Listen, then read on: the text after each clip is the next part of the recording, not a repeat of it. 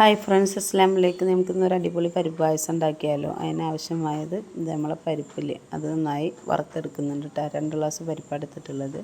വറുത്തെടുത്തിട്ട് കുക്കറിൽ 5 ഗ്ലാസ് വെള്ളത്തിൽ വേവിച്ചെടുത്തിട്ടുണ്ട്. പിന്നെ നമ്മൾ ചുക്ക്, നല്ല ജീരകം, ഏലക്കയും കൂടിയിട്ട് പൊടിച്ച് റെഡിയാക്കി വെച്ചിട്ടുണ്ട്. ശർക്കരപ്പാനി നമ്മളെ മധുരത്തിനനുസരിച്ച് ശർക്കര ഇട്ട് പാനിയാക്കി അത് നമ്മൾ ഈ വെച്ചിട്ടുള്ള പരിപ്പിലേക്ക് ഒഴിച്ചു കൊടുത്ത് അതിൻ്റെ കട്ടകളില്ലാതെ അങ്ങനെ നന്നായിട്ട് മിക്സ് ചെയ്തെടുക്കുക. അതിൽ കിടന്ന് മിക്സ് ആവണം. അതിലേക്ക് നമ്മൾ തേങ്ങാപ്പാൽ ഒഴിച്ചിട്ടുണ്ട് കേട്ടോ. അത് ഒഴിക്കുന്നത് കാണിക്കാൻ മറന്നു പോയതാണ്.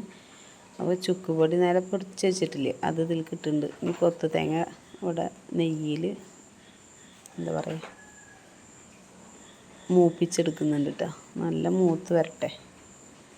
അതിലേക്ക് നമ്മൾ അണ്ടിപ്പരിപ്പും മുന്തിരിയൊക്കെ ഇട്ടിട്ട് അതിനെ ഒന്ന് വഴറ്റിയെടുക്കുക. ഇത് നമ്മളെ ഒക്കെ റെഡിയായി. നമ്മളെ പായസം ഇവിടെ റെഡി ആയിട്ടുണ്ട്. കണ്ടോ? നിങ്ങളൊന്ന് ഇഷ്ടമായി ലൈക്ക് ചെയ്യുക, ഷെയർ ചെയ്യുക, സബ്സ്ക്രൈബ് ചെയ്യുക കേട്ടോ. ഒന്ന് ട്രൈ ചെയ്ത് നോക്കുക. ഓക്കെ.